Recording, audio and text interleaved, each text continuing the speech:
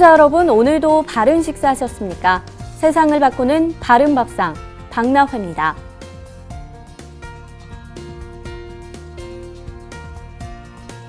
학교와 회사 등 배우고 다닐 곳이 많은 요즘 사람들, 집밥 먹을 기회가 사실 많지는 않은데요. 점심 식사는 주로 급식을 통해 해결하는 경우가 많습니다. 이러한 환경에 급식 시장이 나날이 커지고는 있는데 위생적인 환경인지 제공되고 있는 음식은 안전한 건지 늘 걱정이 됩니다. 안전한 급식 환경을 조성하기 위해 어떠한 노력들이 있을까요? 2013년 세종푸드서비스연구소의 한국 단체급식 시장 규모 보고서에 따르면 우리나라 단체급식 시장은 18조 9천억 원으로 규모가 점차 커지고 있습니다. 증가하는 급식 시장의 규모만큼 안전도 함께 지켜지고 있는 걸까요? 교육부가 제공한 학교급식 안전관리 강화대책 보고서에서는 2008년부터 2012년 사이 학교급식 식중독 사고가 39건에서 54건으로 증가한 모습을 볼 수 있는데요. 식재료 품질이나 유통 과정에 대한 불신이 존재하는 걸로 나타났습니다. 짧은 시간 집중적으로 많은 사람들에게 제공되는 식사인 급식. 무엇보다 안전이 우선시되어야 할 텐데요. 안전한 급식의 시작은 제공되는 먹거리의 안전성에 있습니다.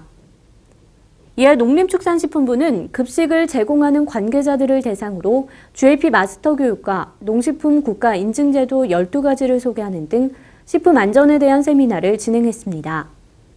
GAP는 농산물 우수관리 인증제도로 위해 요소를 사전에 파악해 이를 허용 기준 이하로 통제하는 제도인데요.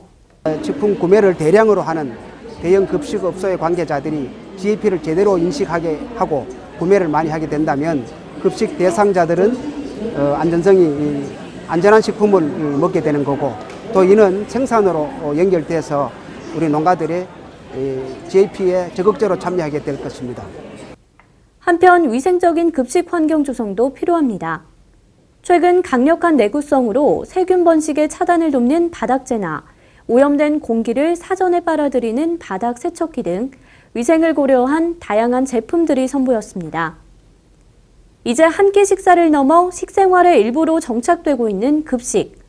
안전한 식문화를 바르게 이끌어갈 수 있는 환경도 함께 조성되어야 할 것입니다. 우유를 즐겨 마시는 아이들이 그렇지 않은 아이들보다 성장 발육이 좋고 뼈 크기가 커서 골절률 역시 낮다는 연구 결과가 있는데요. 중장년층에게는 골다공증이나 치매 등 성인 질환을 예방하고 증상을 늦추는 데도 효과가 있다고 합니다. 어른 아이 할 것 없이 몸에 좋은 우유를 알아봤습니다. 우유 한 컵을 마시면 114가지 영양소를 한꺼번에 섭취할 수 있다고 합니다. 우유에는 단백질, 지방, 유당, 칼슘, 인, 마그네슘뿐 아니라 미량의 미네랄과 각종 비타민 등 우리 몸에 필요한 영양소가 골고루 들어있는데요. 완전식품인 우유를 먹는 것이 경제적이고 효율적이라는 설명입니다. 하얀 보약이라 불리며 건강식으로 인기를 끌었던 우유 소비량이 줄고 있습니다. 농협경제연구소에 따르면 국내 우유 소비량은 2003년 182만 톤을 기록한 뒤 감소세로 돌아서 2012년에는 168만 톤까지 줄었습니다. 올해도 감소 추세가 이어지고 있다는 게 낙농업계의 설명입니다. 현재 국내 낙농산업은 깊은 침체 국면에 빠져 있습니다.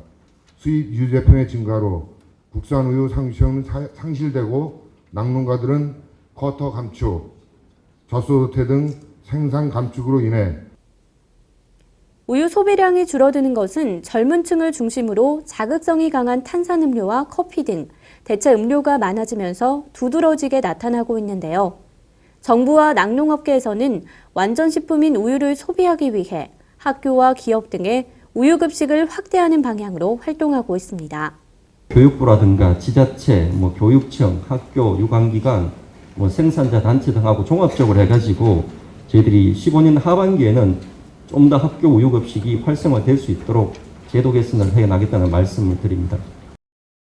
우유는 성장기 청소년에게는 필수 영양소를 공급해 신체 발달에 도움을 주고 중노년층에게는 골다공증 예방과 질 좋은 단백질 섭취에 큰 역할을 한다고 하는데요. 건강에도 좋고 낙농업계에도 도움을 준다고 하는데 하루 한 잔의 우유 먹어보는 것이 어떨까요?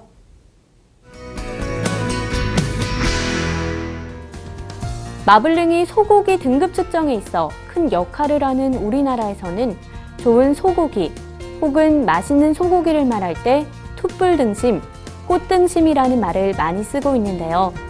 그런데 요즘 현명한 소비자들은 이보다 2등급, 3등급의 쇠고기를 더 많이 찾고 있다고 합니다.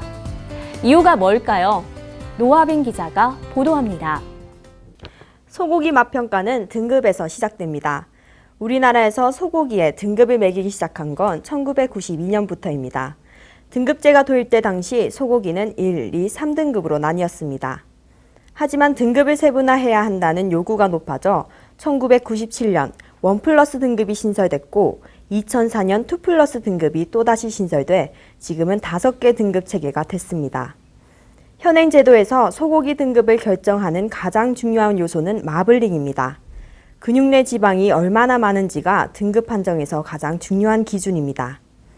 등심 근육 단면에 형성된 지방의 양을 9단계로 구분하는데 지방이 가장 많은 소고기가 2+ 등급 판정을 받고 지방이 거의 없는 소고기가 3등급 판정을 받습니다. 그러나 전문가들은 마블링은 소에게 강제로 곡물 사료를 먹이고 운동을 억제해 생긴 지방일 뿐 고기 육질의 선결 조건이 돼서는 안 된다고 지적합니다.